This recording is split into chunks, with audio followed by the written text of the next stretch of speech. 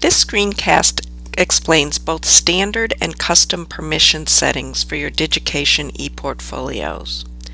Before we look at the settings, we're going to take a look at two places your portfolio may appear. If you're on the Northeastern Digication homepage at myneufolio.digication.com, before you log in, you'll see at the bottom links to ePortfolios created by members of the Northeastern community that have been publicly published.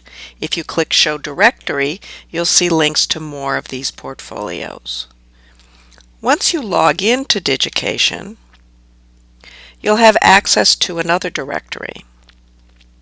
When you click on the ePortfolio tab here, in addition to those publicly published portfolios, you see any portfolio that has been shared with the Northeastern community. So let's look at how those permissions get set. Each time you create a new portfolio, give it a title here,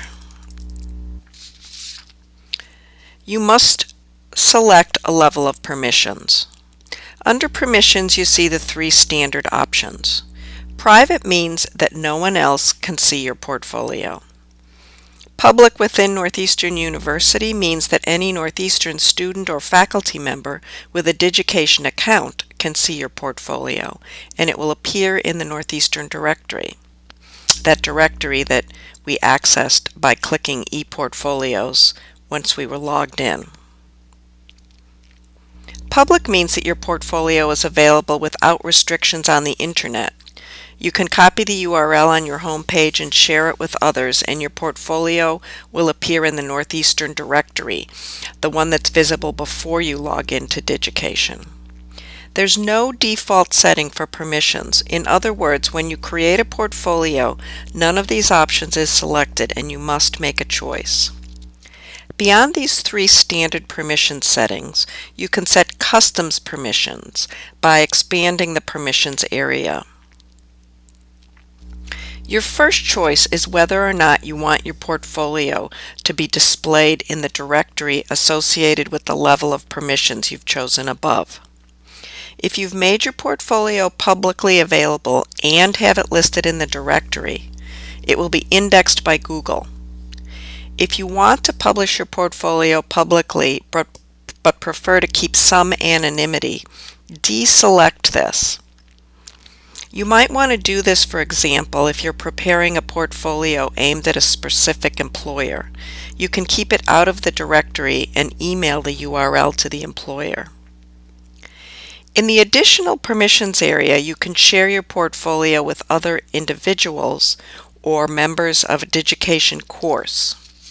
If your instructor asks you to add a portfolio, to share your portfolio in a course gallery, begin to type the name of the course, and eventually you'll see it appear. Oops. When you select it, your portfolio is shared with faculty and students in your course. You can also choose to share your portfolio with individuals at Northeastern who have a Digication account. Simply type the name in the text box until it appears, and then select it. You can also give other people permission to contribute to the portfolio. If you want to allow someone to edit the portfolio, but you want to maintain approval of changes, choose Editor. The person will be able to make and save changes, but you will still need to publish them. If you want to allow someone else to also publish edits, choose Publisher. As the portfolio owner, you maintain the ability to change or remove these permissions at any time.